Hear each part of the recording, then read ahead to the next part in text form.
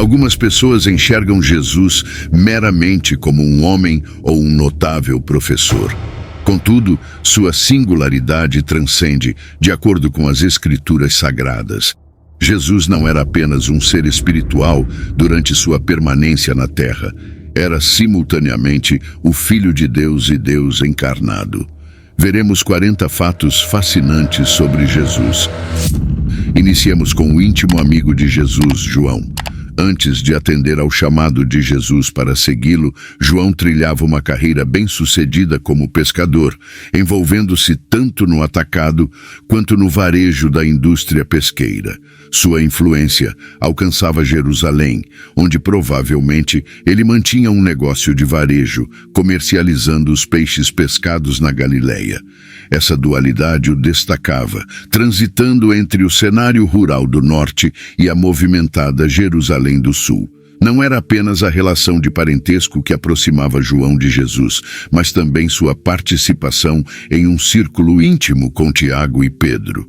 Na crucificação, Jesus confiou a João a cuidados de sua mãe, demonstrando a proximidade profunda. João, porém, não se refere a si mesmo pelo nome, mas como o discípulo amado, desviando a atenção de sua pessoa.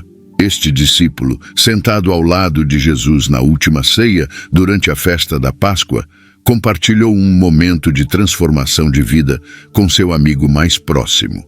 João, não apenas o discípulo mais próximo de Jesus, mas também o último dos apóstolos originais, a testemunhar os eventos da vida de Jesus, compôs seu evangelho na maturidade, refletindo sobre a jornada extraordinária com uma sabedoria singular. Em segundo lugar, é intrigante observar que Jesus não deixou nenhum registro escrito na Bíblia. Não há um livro diretamente escrito por ele, mesmo considerando que mais de 1/3 das páginas dos evangelhos se dedicam à narrativa de sua morte. Apesar disso, uma parcela significativa das profecias do Antigo Testamento gira em torno de Cristo, e o livro do Apocalipse, revelador sobre Jesus Cristo, foi escrito por João em Patmos. É crucial esclarecer que a ausência de textos escritos por Jesus não implica em falta de habilidade.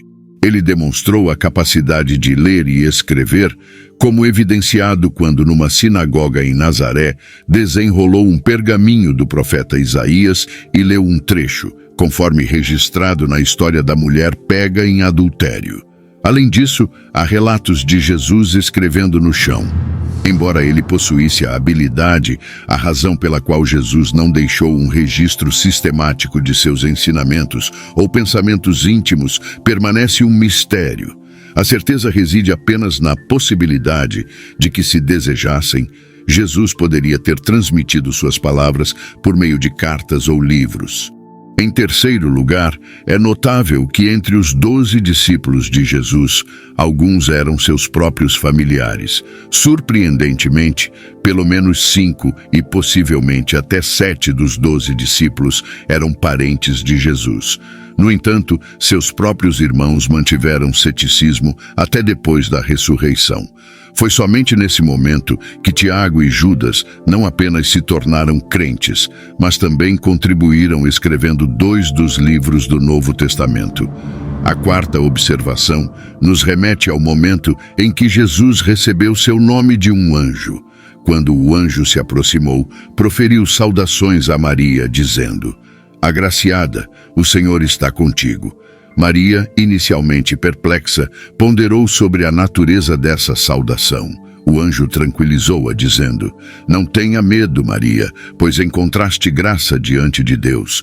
Conceberás em teu ventre e darás à luz um filho, a quem chamarás Jesus." Lucas, capítulo 1. Quanto ao quinto ponto, o número de magos que visitaram Jesus permanece desconhecido. Embora a tradição tenha popularizado a imagem de 3 reis magos nos presépios de Natal, baseando-se nos 3 presentes oferecidos, ouro, incenso e mirra, as Sagradas Escrituras não especificam o número exato dos sábios do Oriente que viajaram para prestar homenagem ao recém-nascido rei. No sexto ponto, os evangelhos revelam que Jesus tinha vários meio-irmãos. Em Mateus capítulo 12, versículo 46, enquanto Jesus falava à multidão, sua mãe e seus irmãos aguardavam do lado de fora, desejando falar com ele. E falando ele ainda à multidão, eis que estavam fora sua mãe e seus irmãos, pretendendo falar-lhe. Quanto ao sétimo ponto, Belém, cujo significado é casa do pão, é o local mencionado nas Escrituras como o local de nascimento de Jesus. A importância dos nomes Bet, casa, e Lehem, pão, em hebraico, não pode ser ignorada. Além da profecia de Miqueias sobre o nascimento do Messias em Belém, Jesus mesmo se referiu como o pão da vida, destacando seu papel espiritual. No oitavo ponto, Lucas nos proporciona a única visão de Jesus na adolescência.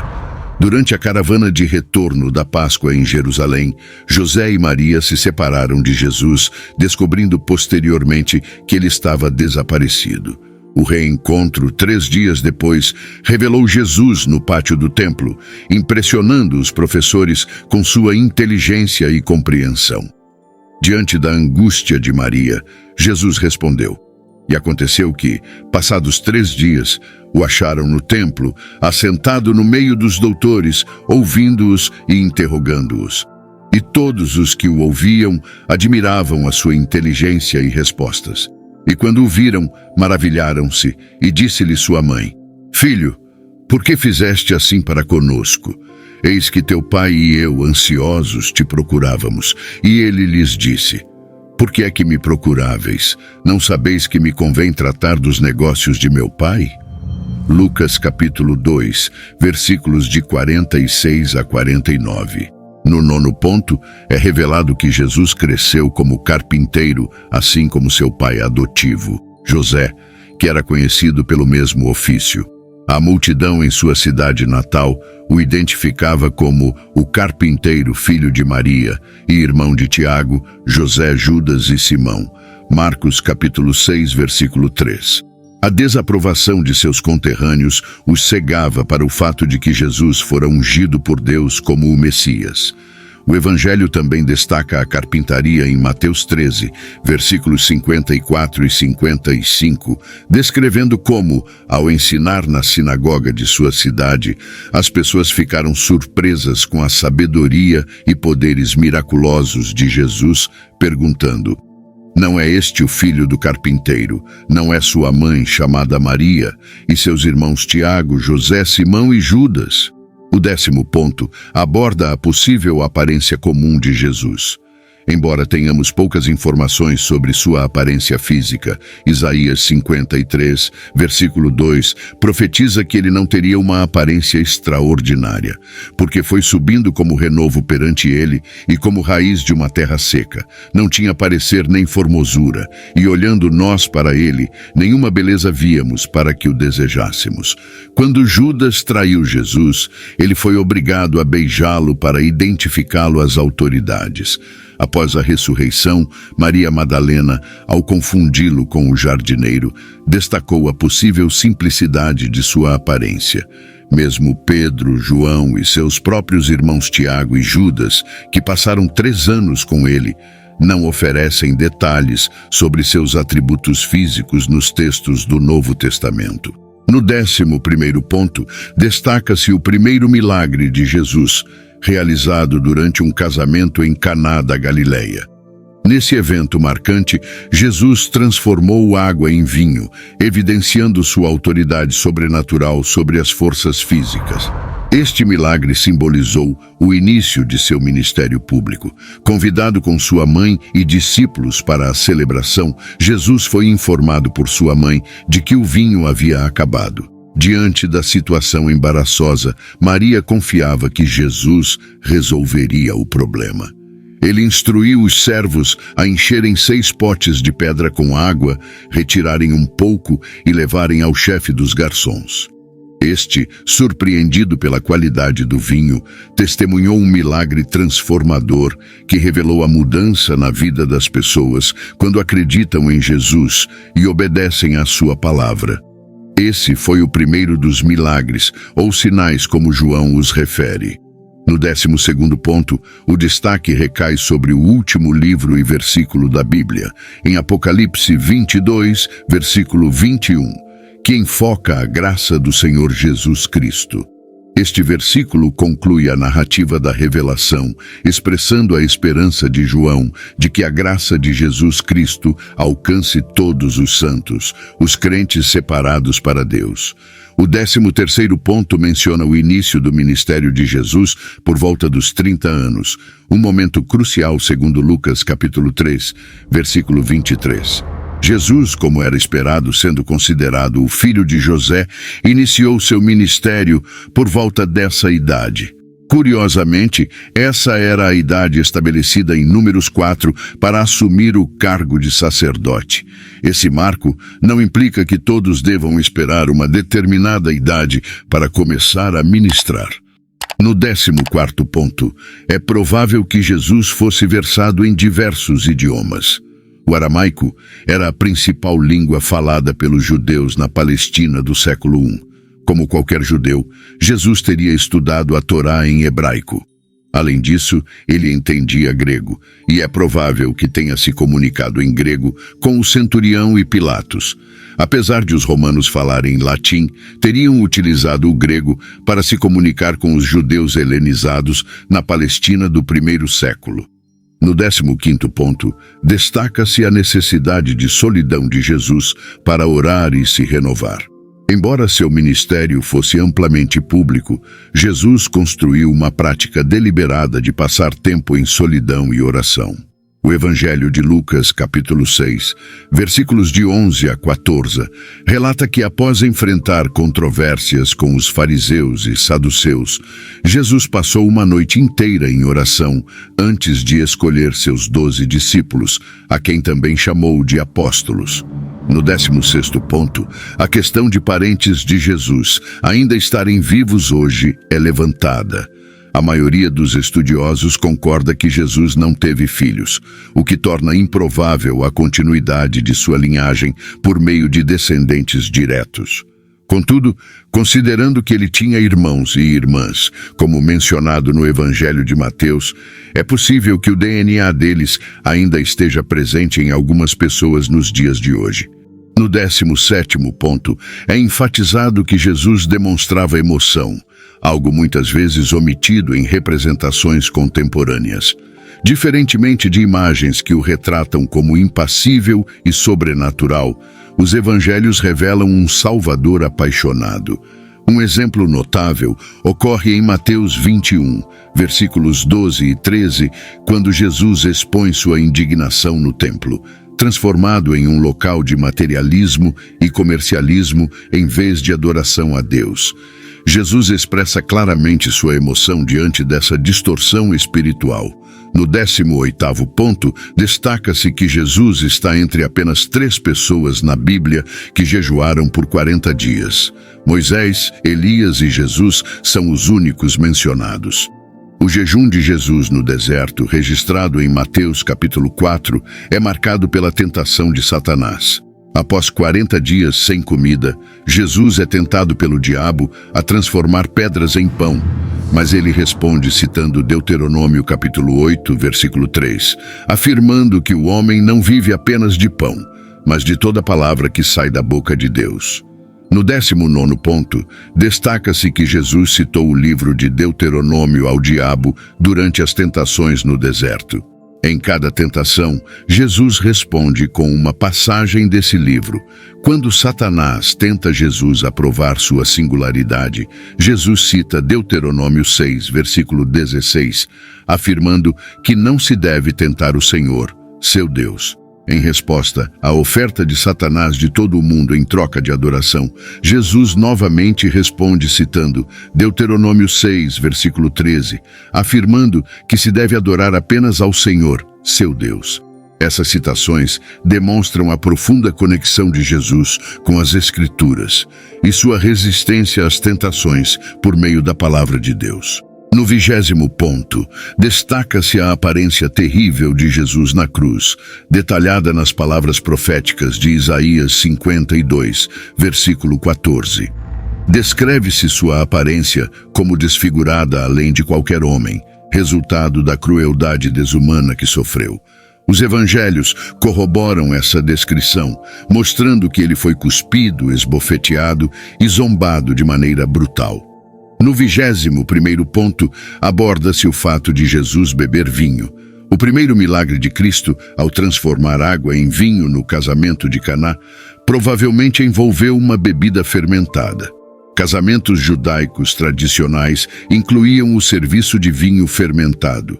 O termo grego usado em João capítulo 2, versículo 10, mefuel, significa estar bêbado ou intoxicado. O testemunho do anfitrião da festa indica que o vinho que Jesus fez tinha a capacidade de intoxicar. 22º ponto. Jesus realizou a ressurreição de 3 pessoas dentre os mortos, um ato milagroso de grande impacto registrado nos evangelhos. O primeiro relato ocorre na cidade de Naim, na Galileia, onde Jesus encontra o cortejo fúnebre do único filho de uma viúva. Com compaixão, Jesus pede à viúva que pare de chorar e, em seguida, ordena ao filho falecido que se levante. O jovem ressuscita instantaneamente, causando temor e admiração na multidão, marcando o primeiro relato de ressurreição nos evangelhos de Lucas. O segundo episódio envolve a filha de Jairo, um líder da sinagoga. Mesmo diante da notícia devastadora de que sua filha não estava mais viva, Jesus encoraja Jairo a agir com fé. Chegando à casa de Jairo, Jesus restaura a vida da menina que estava apenas dormindo. Este evento reforça a capacidade de Jesus de trazer vida mesmo diante da morte aparente. O terceiro relato é a ressurreição de Lázaro, irmão de Maria e Marta. Após receber a notícia da doença de Lázaro, Jesus permanece por alguns dias antes de decidir ir a Betânia. Ao chegar, ele é informado de que Lázaro já havia falecido e estava no túmulo há 4 dias. Jesus afirma ser a ressurreição e a vida, chamando Lázaro para fora do túmulo, demonstrando seu poder sobre a morte e cumprindo mais uma ressurreição milagrosa. 23º ponto. O ministério de Jesus durou cerca de 3 anos e meio, conforme indicado pelos evangelhos. Ele participou de pelo menos 3 festas da Páscoa durante esse período, conforme mencionado em João capítulo 2, versículo 13, João 6, versículo 4, e durante o tempo de sua crucificação. Embora sua missão tenha continuado por pelo menos 2 anos, é possível que tenha havido outras celebrações da Páscoa não mencionadas nas Escrituras. Especialistas estimam que a missão de Jesus durou aproximadamente 3 anos e meio, um tempo relativamente curto para a transformação que teve no mundo. 24º ponto. Deus falou audivelmente com Jesus em 3 ocasiões distintas no Novo Testamento. A primeira foi durante o batismo de Jesus, quando uma voz do céu declarou que ele era o Filho amado em quem Deus estava satisfeito. A segunda foi na Transfiguração, quando uma voz da nuvem confirmou que Jesus era o Filho amado de Deus. E a terceira vez foi antes da crucificação, quando Jesus expressou sua angústia, e uma voz do céu respondeu, indicando que Deus já havia glorificado e continuaria a glorificar seu nome. 25º ponto. Apenas um milagre está registrado em todos os 4 evangelhos, a alimentação dos 5.000. Este evento milagroso destaca-se por sua inclusão nos relatos de Mateus, Marcos, Lucas e João.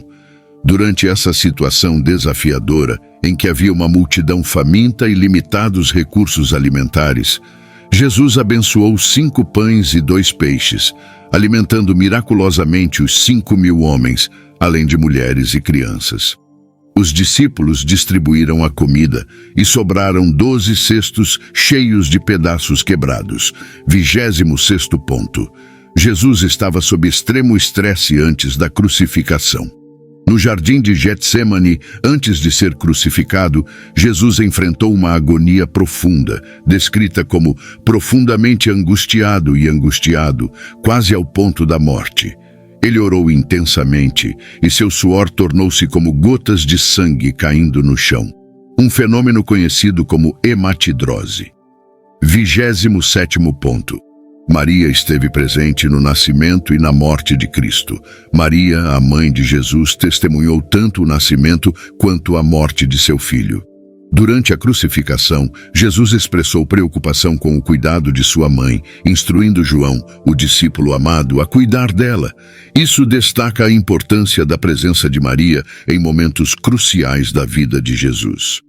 28º ponto. Uma placa foi colocada na cruz explicando o crime de Jesus. De acordo com o Evangelho de Mateus, uma inscrição foi feita para explicar as acusações contra Jesus. João complementa, informando que o lugar onde Jesus foi crucificado estava próximo à cidade e que a placa estava escrita em aramaico, latim e grego. A abreviação INRI, Jesus Nazarenos, Rex Iudaiorum, Jesus de Nazaré, Rei dos Judeus, é derivada das primeiras letras da inscrição latina. 29º ponto. A crucificação não era rara em Roma. Os romanos utilizavam a crucificação como meio de intimidação para manter seu poder. Se houvesse qualquer indício de rebelião ou desafio às autoridades romanas, os perpetradores eram açoitados e crucificados como um aviso à população. Milhares de pessoas foram crucificadas em Roma como resultado desse método de controle. 30º ponto. O local onde Jesus seria sepultado foi profetizado. Mateus relata que, após a morte de Jesus, José de Arimateia, um discípulo, pediu o corpo de Jesus a Pilatos e o sepultou em seu próprio túmulo novo. Isso cumpriu a profecia de Isaías 53, versículo 9, que predisse que o túmulo de Jesus seria atribuído aos ímpios, mas ele acabaria sendo com um homem rico em sua morte, indicando um túmulo nobre e apropriado para a sepultura de Jesus. 31º ponto. O túmulo de Jesus era triplo protegido. Os romanos estavam preocupados com o possível roubo do corpo de Jesus pelos seguidores, pois ele havia prometido ressuscitar em 3 dias. Para garantir a segurança, 3 salvaguardas distintas foram implementadas. Uma grande pedra que bloqueava a entrada do túmulo, uma guarda posicionada em frente ao túmulo, não está claro se eram romanos ou policiais do templo judaico, e um selo romano, indicando a propriedade de Roma, e ameaçando consequências severas para quem quebrasse o selo. 32º ponto. A ressurreição de Jesus foi física. Jesus apareceu aos discípulos após a ressurreição e mostrou-lhes as marcas nas mãos e nos pés, enfatizando que ele ressuscitou em um corpo físico. Ele também comeu peixe grelhado na presença deles para demonstrar que não era um espírito, mas tinha carne e ossos. 33º ponto. Uma profecia foi dita a Jesus quando criança. Durante a apresentação de Jesus no templo, um homem idoso chamado Simeão, inspirado pelo Espírito Santo, profetizou sobre o destino de Jesus. Ele previu que Jesus seria uma causa de queda e ascensão em Israel, um sinal falado contra, e que uma espada perfuraria a alma de Maria. Essa profecia se cumpriu quando Maria testemunhou a crucificação de seu filho. 34º ponto. O Jesus ressuscitado aparece aos seus discípulos e seguidores 12 vezes. O Novo Testamento registra 12 aparições de Jesus após sua ressurreição, incluindo encontros com Maria Madalena, Pedro, os viajantes na estrada, os discípulos sem Tomé, os discípulos incluindo Tomé, os discípulos enquanto pescavam, os discípulos na montanha, uma multidão de 500 pessoas, aqueles presentes em sua ascensão e outros. 35º ponto. Jesus ordena que sejamos suas testemunhas. As últimas palavras registradas no Evangelho de Mateus são conhecidas como a Grande Comissão. Nelas, Jesus entrega à Igreja a tarefa de espalhar o Evangelho, fazer discípulos de todas as nações, batizando em nome do Pai, do Filho e do Espírito Santo, e ensinando a obedecer a tudo o que ele ordenou. Antes de ascender ao céu, Jesus expressa uma mensagem semelhante aos discípulos em Atos capítulo 1, versículo 8, dizendo que eles receberão poder com a descida do Espírito Santo e serão testemunhas em Jerusalém, em toda a Judéia, Samaria e até os confins da terra. 37º ponto. João Batista era primo de segundo grau de Jesus. Maria e Isabel, as mães de Jesus e João Batista, eram primas, tornando Jesus e João primos de segundo grau. O anjo Gabriel também anunciou o nascimento de João para seu pai Zacarias, que era um sacerdote. 38º ponto. O número 40 ocorre várias vezes na vida de Jesus.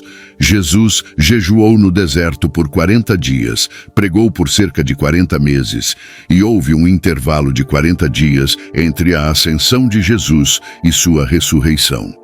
39º ponto. O profeta Miqueias previu que o Messias nasceria em Belém. Miqueias, um dos 12 profetas menores, profetizou que o Messias nasceria em Belém. O livro de Mateus confirma essa profecia quando relata que Jesus nasceu em Belém. Último ponto. Sua concepção foi o cumprimento da profecia de Isaías. A profecia de Isaías, registrada em Isaías 7, versículo 14, afirmava que uma virgem conceberia e daria à luz um filho chamado Emanuel. O livro de Mateus confirma o cumprimento dessa profecia por meio do nascimento de Jesus. Na conclusão deste relato fascinante sobre a vida de Jesus, somos lembrados de como cada detalhe, cada profecia cumprida e cada milagre realizado se entrelaçam para formar a história incrível do Filho de Deus. Dos dias humildes em Belém à gloriosa ressurreição em Jerusalém, a vida de Jesus transcende o tempo, oferecendo-nos esperança e redenção. Que ao explorarmos esses 40 aspectos, possamos apreciar mais profundamente o significado de sua vida e a mensagem eterna que ele trouxe ao mundo. Que essa jornada nos inspire a refletir sobre o chamado de Jesus para sermos suas testemunhas, compartilhando a luz e o amor que ele trouxe a cada coração. Que a mensagem do Evangelho continue a ecoar, pois ele é o caminho, a verdade e a vida. Deus te abençoe e até o próximo vídeo.